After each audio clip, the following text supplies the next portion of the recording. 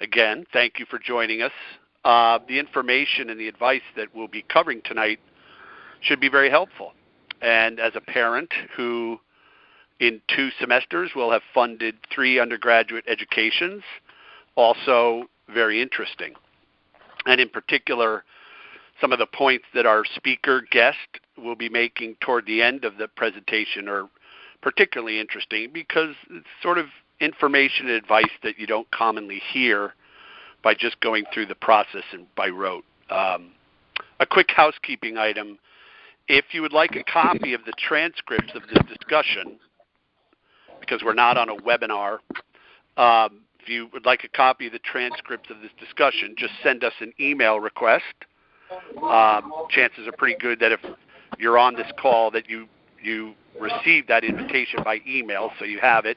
And if you don't have our email, just visit our website, which is rfginvest.com, rfginvest.com, and use the Contact Us function to send us a request. Dave, do you want to repeat that mute thing again? Yep. If everybody could just mute their device to eliminate the background noise, then we can get underway. Thanks very much. Yeah. That just helps. All right. So I'm going to ask Dave to introduce our guest expert, and then I will get the conversation started with just a brief overview of tuition saving strategies. So, Dave, please.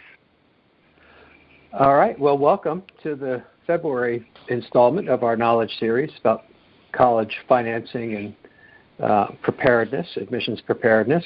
And our guest,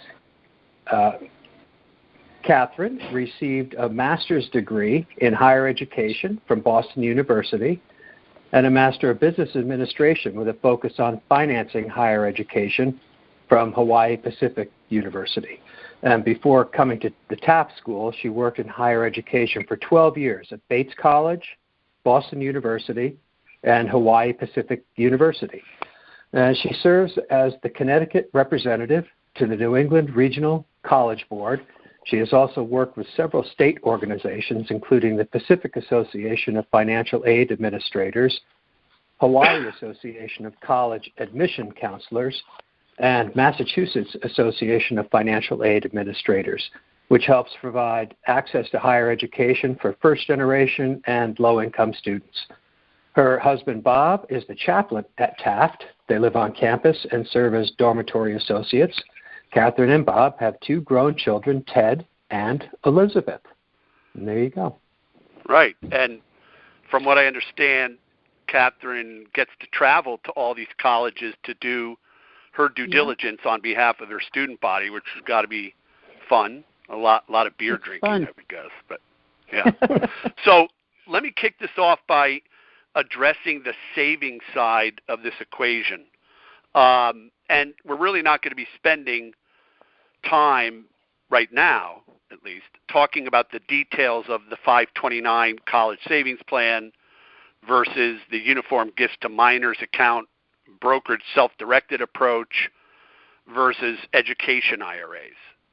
But I will tell you that we're very good at mapping out the best strategy for our clients that are saving for college, making the appropriate investments, and monitoring the results. So again, for the purposes of expediency, if you'd like to review what we've already put in place for you as a client, or you're new to us and would like to have a discussion about tuition funding planning, just send us an email or visit the rfginvest.com and use the Contact Us function. What I will say on the subject, however, is that in our practice, we like to coach parents to think of their tuition funding commitment in the following manner. A is to treat this liability just like a mortgage, understanding the target funding level, understanding the time value of money to arrive at a payment plan that makes it work for you. Your mortgage payment, at least for most folks, your mortgage payment is sacrosanct, so you treat some level of tuition funding the same. So that's one perspective we like to put people in. Second, or B, think of targeting the funding amount as a split between your capital contribution, the money you put in, and the tax-free investment gains, knowing that if you get an early start and you invest in a pro-growth strategy, that each future dollar of tuition payment will be funded 50% by your contributions and 50% by portfolio growth. So you'll pay half, the market pays half. So maybe it comes out 60-40 or 30-70, but we like to put the calculation in those terms so you can understand how epic it would be to get an early start and find out that the market paid more of the tuition bill than you had to in capital contributions. So we like to think about funding in these terms. It just helps give parents some structure. So that's it right now, at least for the savings part. So I want to bring Catherine Genung into the conversation, and I believe she will start with a review of some of the important terms and phrases that you kind of got to know through the rest of the conversation. So take it away. Good. Perfect. Yeah, I just wanted to give you a few basic terms that we're going to be discussing, and if you forget something, please feel free to chime in as Chaz and I are talking later. But essentially today, when we're talking about financial aid, we're going to be talking about... And if you could speak just a little louder, Oh, a little louder. Okay. We're going to be talking about two kinds of financial... Well, there are two kinds of financial aid. There's merit aid and there's need-based aid. So merit aid is based on grades and scores, and it's often awarded by the admissions offices themselves. So it's based on a student's accomplishments. Need-based aid is given by a financial aid office based on your income and assets, the information that you give to the financial aid office on the financial aid forms. So students and parents apply for financial aid via two forms. And so Chaz and I might mention these forms. I just wanted to give you a heads up. One's called the FAFSA. You always hear people talk about the FAFSA.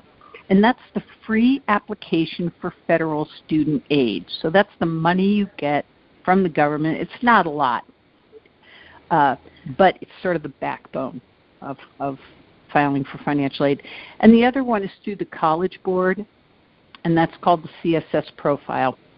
We're only introducing these terms to you so that if you hear Chaz and I discuss them, you'll know a little bit about what we're talking about. Right. There are a few admissions terms also that we'll be discussing. So when a student applies to college, the regular decision deadline is usually somewhere around January 1st, and then they get their decisions at the end of March or something. But there are two programs called Early Decision and Early Action that we will discuss when we're talking about financial aid and admissions. So early decision means that a student applies early, around November. They find out early, and if they get in, it's a binding contract. So they have to go. But it does make it a little bit easier to get in, so there's a good trade-off there. Early action is a program in which a student applies early, they find out early, but they don't have to go. It's not a binding thing. It doesn't have as much power in the process, but it is an important part of our discussion today. So I just wanted to give you these terms because they're part of the discussion that we're going to be having. College, going to college, looking for colleges, financing college for college sounds a little bit intimidating, but actually I've worked with hundreds of students over the past 15 years at Taft, and then before that I was on the college side. I will tell you that students find their way. They learn a ton during this college process. There are so many wonderful schools around this country. I've visited hundreds of them myself, but there are almost 4,000 colleges in the United States today. So it's an exciting process. It's a wonderful process. And if you're prepared early, the way Charles and Dave are trying to help you right now, it makes it all that much easier. Cool. All right. Well, let's get into the body of it, and let's start with kind of a currently relevant, I guess that's redundant, a relevant question. Has anything changed in the pricing or the admissions aspect, if you will, of the college selection process due to COVID? That's a good question. A lot of people are talking about that right now. In the pricing, you don't really see a change. Some schools are saying that they won't have an increase, or they didn't have an increase this year. Some of them may not have an increase next year because they realize a lot of people are having trouble with jobs and so forth. But that's the only pricing difference. Another problem that people are worried about with COVID is that the group of kids who were supposed to go to college this year's freshmen, may have taken a gap year since they had to do social distancing and so forth, and so that will affect the next couple of years of admissions because they will be going a year later. We have heard a lot of parents really worried about this, but we've talked to all of our colleagues on the college side, and it doesn't sound as though that many kids are taking gap years. Many of our, I think almost all of our kids from Taft went to college this year. And the colleges say it will not be affecting the process for next year's kids or the next few years. So luckily, it won't affect things that much at all. No real stacking to worry about. Okay. That's right. What's the current relevance, if that's the right word? What's the current status or importance of the SAT and ACT exams in the college admissions process right now? Right. Well, in college admissions, always the number one thing has always been grades. That's the first thing. The second thing always used to be SAT scores, and then there was another thing called, or an ACT. There are two different programs, but essentially the same thing. And then the SAT, through the College Board, had these additional things called SAT subject tests. Just keep your voice level up. Oh, okay. Just one more thing the kids had to, one more hoop they, and now, this year, maybe some of you heard about 3 weeks ago, the College Board, which is the SAT organization, just dropped the SAT subject tests, which means a lot less test prep, a lot less preparation. You don't have to spend as much money or time, and it's better. I think it's better for everybody all the way around. So students will still be taking the regular SAT or the ACT, but because of COVID, many schools have gone test optional. They are test optional, and that is a great thing for a student who has high grades and low scores. But for those students who have high scores, it's still useful to send them in. So what we're saying to students is practice for the SATs or the ACTs, take the SATs or the ACTs. If you do really well, you'll use them. If you don't worry about it right now. Most schools are test optional for next year, and you can go on through the process without the SATs. Okay. I've heard there's kind of a growing trend that colleges are less dependent on the standardized testing.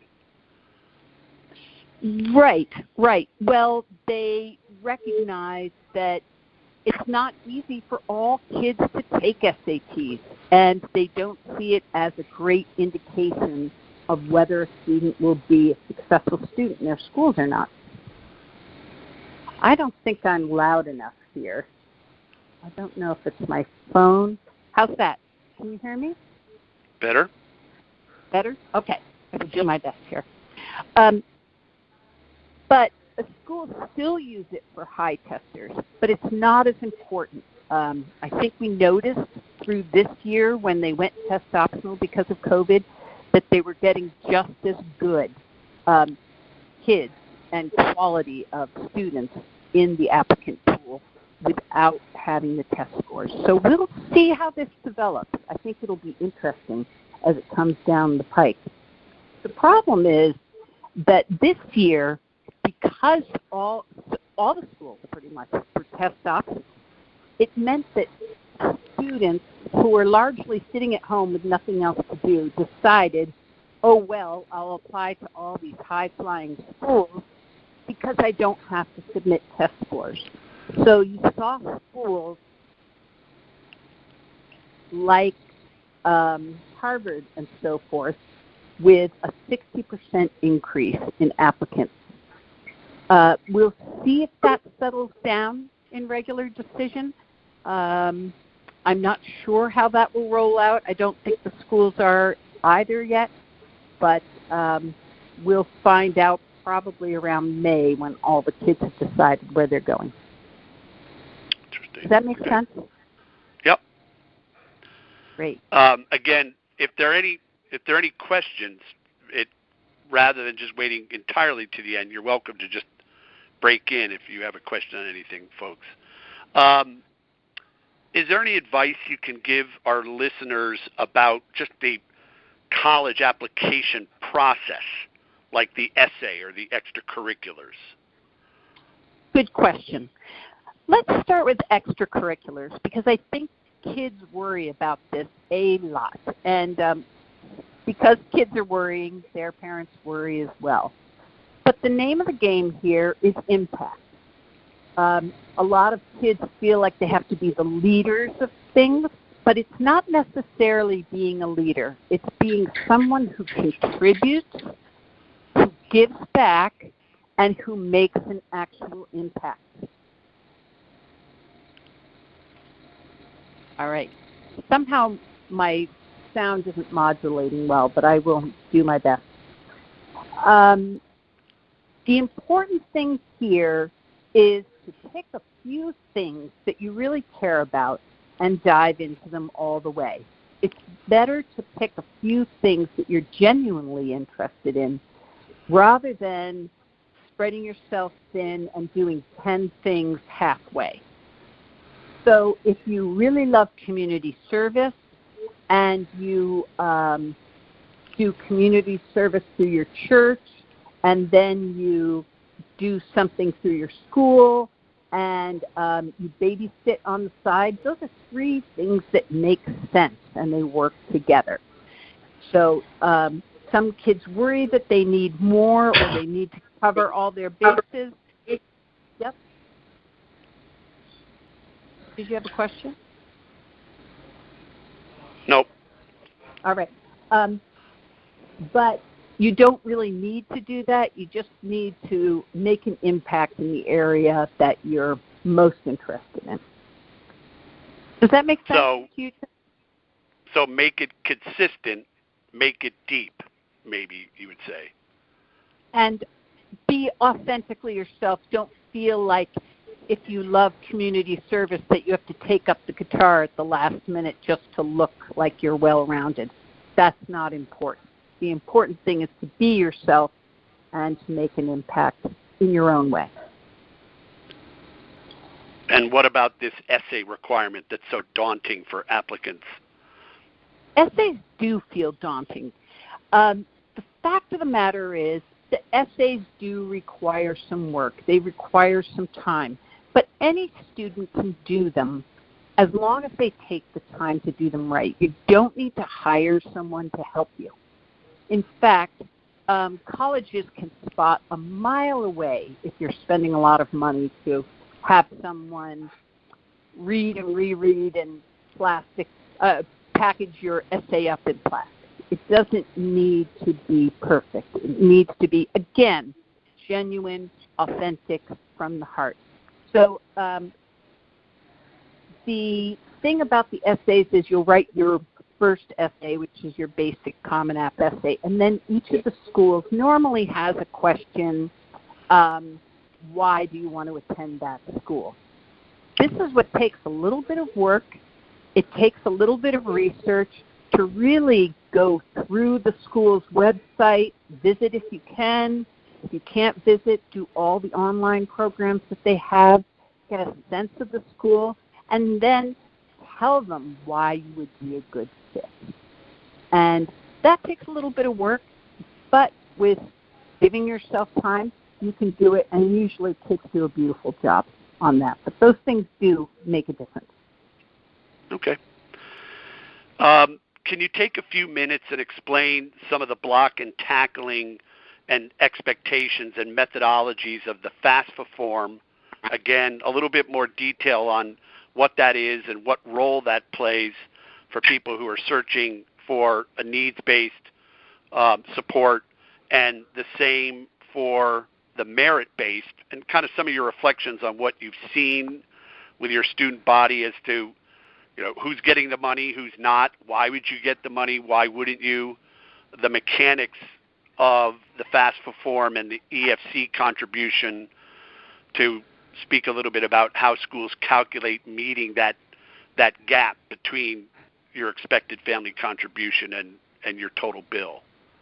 Right. Good question. I think what we'll do is start with merit aid, because that's an easier thing to quickly look at, and then move on to need-based aid. So merit aid is normally given out by an admissions office. So they see an applicant come in, and they say, gee, we'd really love to have this kid. So we are going to offer them $5,000 or $10,000 or half tuition or full tuition. In fact, what I want to say quickly is that there are many sources of financial aid, the federal government, little scholarship organizations in your town, and so forth.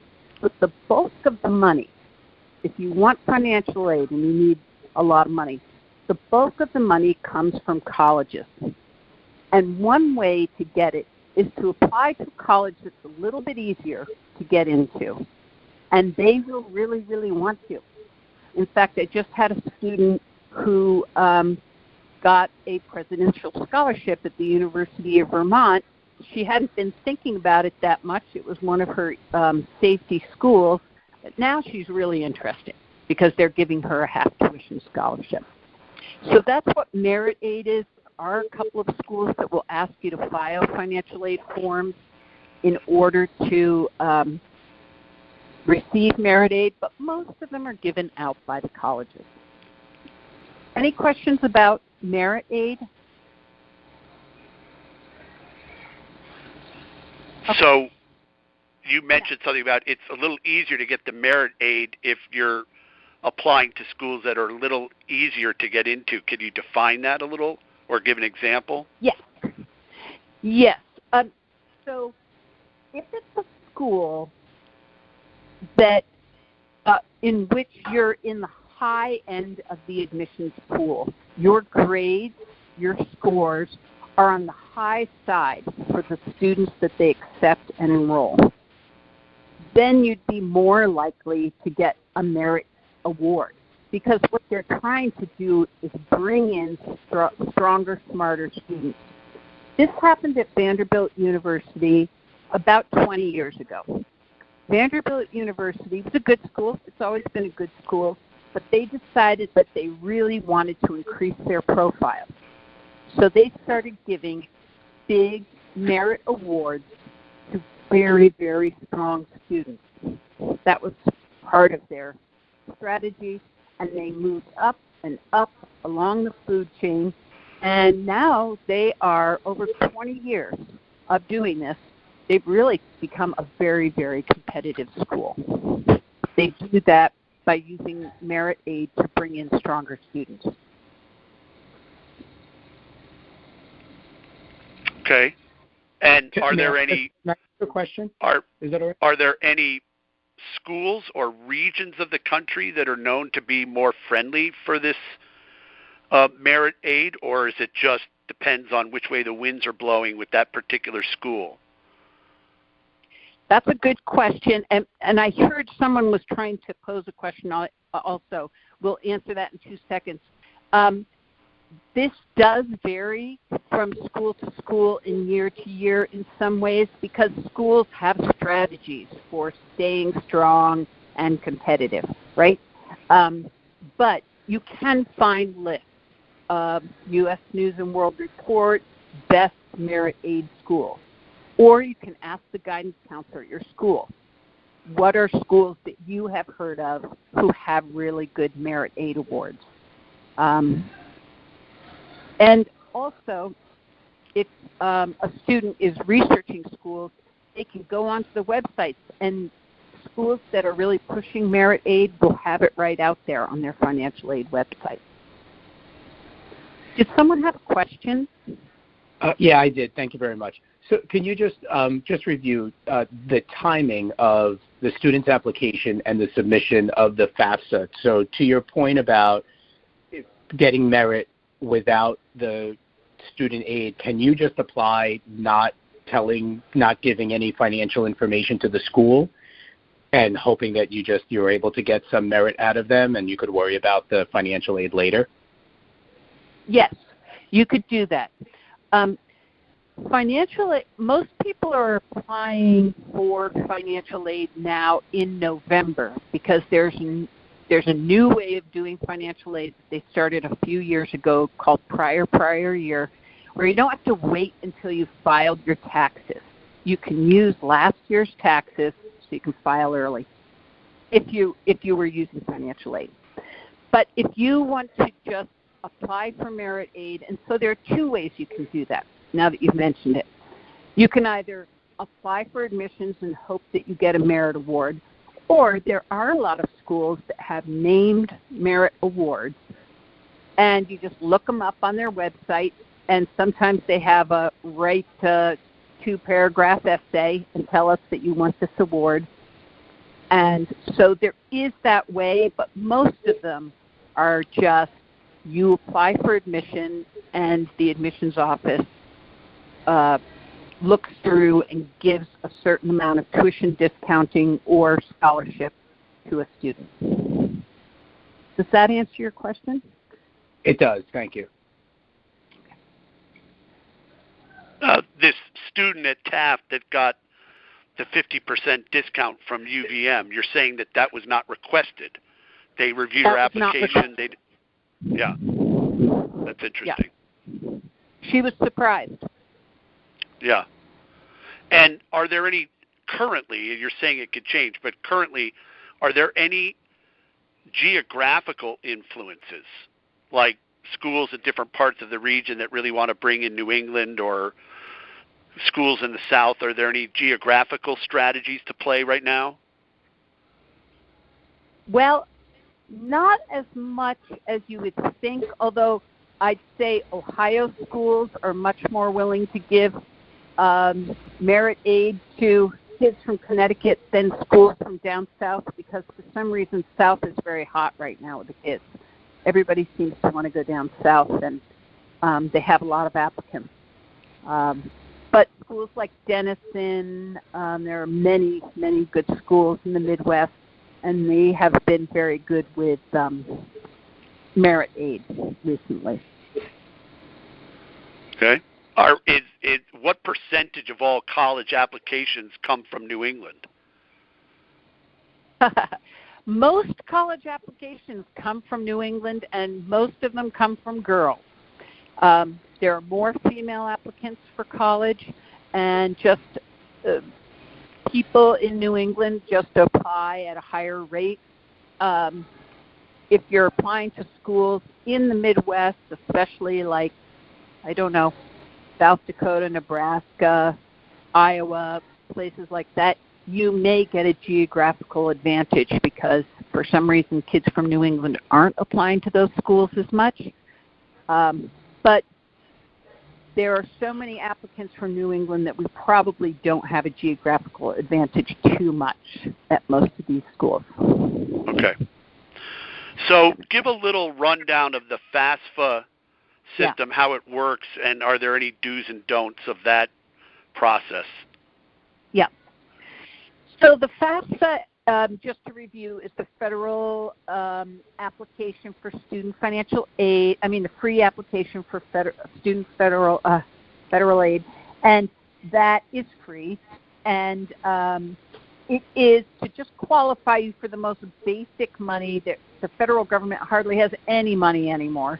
We used to have several grants. To tell you the truth, Pell Grant back in the day used to be able to pay for a quarter of any private school or usually tuition at any state school. That's not the case anymore. The max is, I think, about $5,000. So there are very, very few funds through the federal government anymore. They're mostly in the form of loans, Stafford loans. So Stafford loans, the students don't need to qualify to get a loan. They're guaranteed, and but they can accrue interest when a student's in school. So based on your need, if you have a certain amount of need, you can get your interest paid for while you're in school. But if you don't have the need, interest will accrue. It's still a better deal than many, many other kinds of loans. Some people find that it's easier to take out a homeowner's loan. I don't know if you guys would advise that. I'll just leave that up to you. But it depends on how much you need and all that good stuff. So most people are only getting student loans from the FAFSA, but it is the required form for all schools. And explain what the expected family contribution is and how that factors into any support. Right. You fill out your income, your assets, you send it in to the federal government, and they come back and they say, okay, we've done a calculation, and we say that your expected family contribution, or EFC, is this much money, whether it's $10,000 or $99,999.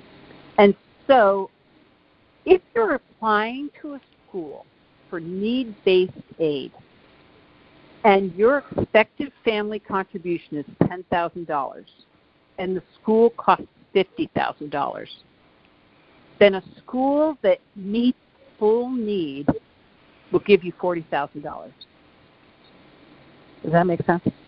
Yeah. So some schools meet full need, and your EFC is $10,000, cost is $50,000, they'll give you $40,000. Some schools say, you know what, we would like to give everybody meet full needs, but we can't do it. So we're going to get everybody a little bit less, like we'll give them half of what they need or 3/4 of what they need, and gap them the rest and hope that they can make it up somewhere else, like maybe Granny will kick in a few dollars or something like that. So there are some schools that meet full need. There are some schools that gap because they can't afford it. And then there are some schools that just don't have financial aid. You could have an EFC, $10,000. It could cost $50,000, but they just don't have the money. And so you don't get any financial aid, or you just get your federal aid. And would you say that there's any? Would you say that the application or the pursuit of getting that full need at a school has any impact on your application strategy? Can it be a turnoff? Yeah, that's a good question. Some schools have tons of money, and so they will tell you on their financial aid web pages. They will say, they won't tell you if they can't do something, but they will tell you if they can. So schools that can meet your full need will say, we promise to meet your full needs. You'll see that out there on websites. Some of them will say, and we are not need aware. That means we can pay for everybody to meet their full needs, and we're not worried about our budget at all. So it won't affect your admissibility at all.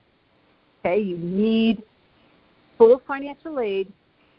We got you. We're going to give you the full financial aid, and it won't affect your admissions at all. Then there's some schools that say, okay, we meet your full need, but they won't say we're need aware. We're not need aware. They will just, when it comes time for admissions, they'll say, okay, we're going to meet the full need of every student we admit. Here's our budget. So it might be hard for us to admit a few students along the edges. This student doesn't have the best grades or best scores or something like that, so we can't admit this student.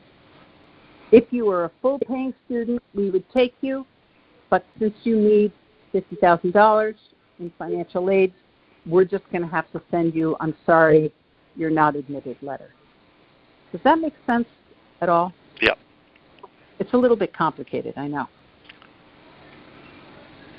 Are there any questions just from you folks on the FAFSA form and the needs-based application? Okay. Let me go to something that's a little bit more fun, perhaps, or at least positive. Yes. Can you find, right now, can you find any unique value out in the college landscape domestically? Are there any deals to be had domestically and also internationally? What are the opportunities internationally? Yeah. Now, there are a lot of good schools that are great values, and you can find them. Again, I'm definitely not giving promoting U.S. News and World Report, but if you just go out and Google things like best value schools, you'll see U.S. News and World Report come up. There are two kinds of schools you'll see there. You'll see those schools that are just have very low tuition. They don't give as much aid, but their tuition is very low, but a lot of them are great schools. And some of them an example of which? Yeah, some of them you'll find on this list called Colleges That Change Lives, CTCL. Colleges That Change Lives are some of the best colleges in the country, but they're not as well known. And so let me pull up CTCL. Like we went down to Eckerd, our whole office travels all over the country all year, meeting college people and stuff like that when we don't have COVID. And we went down to Eckerd College, so impressed by them. They're on CTCL. They're a great value. And so you're getting this great education, lots of attention. They have great career services. You're graduating with a job, these kinds of things, in these CTCL, Colleges That Change Lives schools. There are also a lot of really good state programs. If your child wants to major in something that your state school doesn't have, they have exchange programs so that you can get in-state tuition at another school. So there are a lot of ways to get the somebody who may go to UConn but wants to study marine sciences might go to University of Maine and have University of Maine offer them a Connecticut price tuition. Well, actually, it's funny that you should mention the University of Maine. I don't know if you've seen the signs on Route 9, but University of Maine has been offering in-state tuition to kids from all over New England for the past 2 years. So it's interesting that you brought that up because that's what they're doing. But you're right. With any other state school, say UConn didn't have marine sciences and you went to the University of New Hampshire or something, they'd give you the in-state tuition. So, and in some states, they call it a tuition exchange. The other, if you don't mind moving overseas a little bit or out of the country a little bit, the other really cool thing that our kids did, yep. Are you going to say something? Nope. The other cool thing that some of our kids have been discovering recently is international schools, and I'm going to start with Canada. McGill is well known. It's probably the most expensive one out there. It's about $50,000 a year altogether, depending on your living situation and so forth, and depending on the major that you pick. But there are a lot of other really good schools. The University of British Columbia. I'm crazy about the schools in Nova Scotia, in Halifax, Nova Scotia. They give great scholarships to U.S. kids, and so the price ends up being about $30,000 a year. Schools like Dalhousie that has 2 different kinds of business programs, really, really intriguing. The University of Toronto, very, very good schools there. And then we have a fair amount of kids who are going overseas to England, to Scotland. We have a student right now at the University of Leiden at The Hague. So it's in Holland. They teach 11 different majors, all in English. The price for tuition, room, and board, honestly, it's about $30,000 U.S. for the year. Really great, great deals out there. British schools in England are only 3 years for a bachelor's. So say that again? You can get a bachelor's in 3 years. Most of the bachelor's programs in England are 3-year programs because you're only focusing on your major. So you can get some great values by going overseas. The kids get amazing experiences, and a lot of our kids have been really enjoying going to school in England, Scotland, the Netherlands, and Canada. And is there a name in the UK that you like, just to frame it a little? There are a lot of schools. I mean, kids will always apply to Cambridge and Oxford. Yes, they're good deals. Amazingly hard to get into those schools. But we do have a kid there at Oxford right now. But there are so many other really amazing schools. There's a list of the best schools. It's called the Russell Group. So many schools in there. One is called Durham. It's in the most magical and picturesque medieval British town. Really beautiful. They have tons of different majors. It's excellent academics and a great life there too. Wow. In London, you've got Imperial College, University College of London, London School of Economics. There are many. In Scotland, we probably have about 8 to 10 kids at St. Andrews right now. We have a kid at the University of Edinburgh. So there are some very, very good schools. Right. So to summarize this issue of value, you could be looking at state schools in the U.S. who like to collaborate between themselves on tuition and admissibility. You have schools down in the South, and this list from colleges that change lives that can help identify lesser-known schools that are just fantastic and a lower price tag.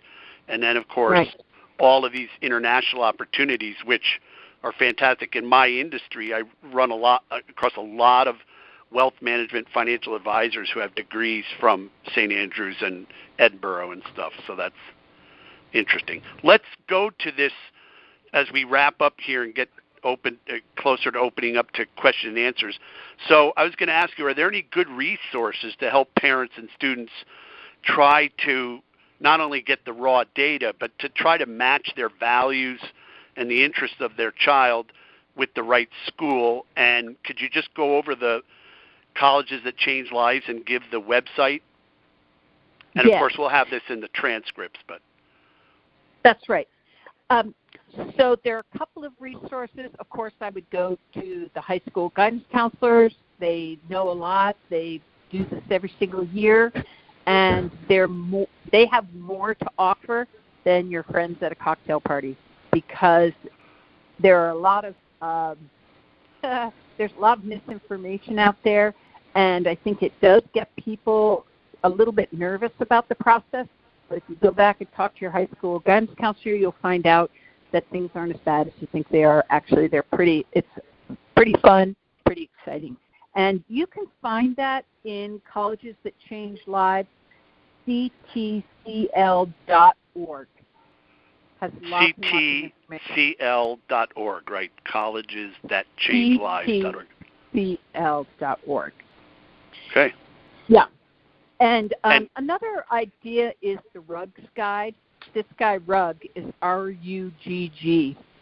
And what he does is he picks a major, and he has researched the best school departments for that major.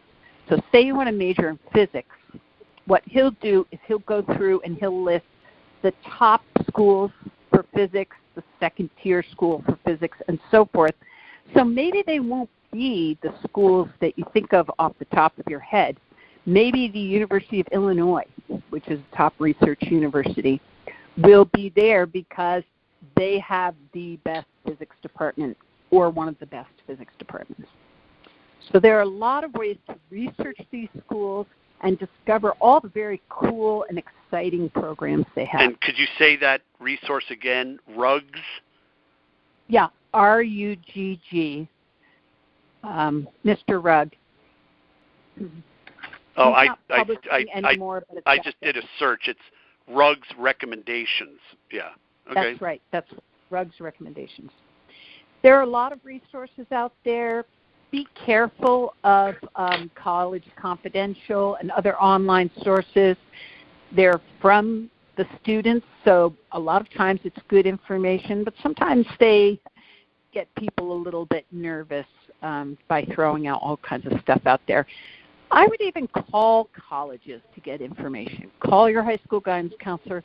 Call the colleges themselves and say, is this the case, if you have a question. Yeah. They will be there to help.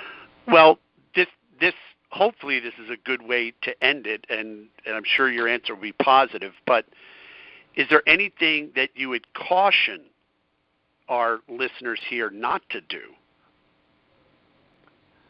Well, to me, as a person who's worked with students for almost 30 years now, to me the most important thing is for a student to get through this whole college search, learning a lot about themselves and learning a lot about colleges and coming through being a stronger, smarter, happier, and more engaged person. And they keep their dignity intact by not feeling like there's only one college for them, that there's only one tier for them, but that there's a world full of exciting opportunities for them and that they need to research it and find it. I find that those kids do really well. We have had kids in the past who thought, this is the only school for me, but they ended up somewhere else and came back a year, 2 years, 3 years later. This happens to us every year. And students will say, Mrs. Ganung, I've never been happier in my life. I am so glad I ended up at X school, the University of Vermont, the University of Michigan, George Washington University. I couldn't have gotten better friends, a better network, better professors, a better job. So it's a pretty exciting program, and I guess I would say just don't try to keep your kid in a box. Let them get out there and see what the world has to offer them. So when my first was born and I put him in a University of New Hampshire sweatshirt in the crib, that might have been a bad thing? I know. I always feel bad for those kids who've been wearing a Stanford sweatshirt ever since they were little, and all of a sudden they feel like, oh, my God, my life is ruined because I can't go to Stanford. Those kids who end up at, say, Michigan or the University of Virginia or something like that, find that life still goes on and they can still be. Well, those are fantastic schools. They are. But wearing that Stanford sweatshirt from birth and even getting a Harvard sweatshirt when you're in 10th grade, it just puts a lot of pressure on a kid. They're excited about it, but the fact of the matter is deep down inside they're thinking, can I measure up? And I always feel bad when they go through that. Yeah. Awesome answers. So, folks, please, we're here to answer any and all questions that you have. So fire away if there's anything on your mind. Charlie, Michael here. When, or Dave, when will the transcript and any other components be available online? I would say early next week. Great. And we'll send out an email, Michael, with the link to our reading room page on our website. That's where they'll live. Super. Thank you. It's funny, Catherine, it's Dave. Hi, Dave. Hi. When Kevin was looking at Bucknell, the admissions person that was, talking to the group of parents and whatnot, this goes back to your authenticity. She said, I'm in my bedroom with a cup of tea at 10:30 at night, poring over these essays. Write something that's going to make me stop and sit up and take notice. And I think that can only come from an authentic perspective. And Kevin and Emily and Dan, for that matter, too, basically told their admissions people, I'm coming here. Let's figure out how to do that together. Aww, and nice. The colleges, I think, get that sense from a kid. And your point of calling them, visiting them, going online, all those touches are recorded in the admissions office, and they all add up. And it is a remarkable process. I think the college finds the kid at the end of the day. So that's true. And, when you go to those schools that care about those things like essays and visits and so forth, those are the schools that care more about your story than the big ones who are just looking at grades and scores.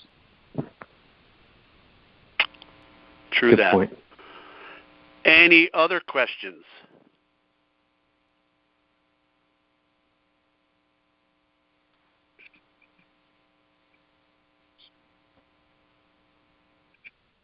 Okay. Quiet crowd. All right. Well, again, we'll have these up on the website, and we'll let people know when they're posted, both the audio file and the transcript. And looking forward to sharing this evening with folks who couldn't join in. Yeah, there's a lot of information here too. I can give you a little more information that you can post, so people have resources to start looking around on their own. Be great. Folks, thanks for joining us, and hope you have a good rest of your week and stay safe. And please let us know if we can do anything for you. Okay? Thank you. That's great. Thank you, Charlie. Dave. Yep. Thanks, Catherine. Yep. Take care Good now. night, Bye-bye. everybody. All right. Bye-bye. Bye-bye.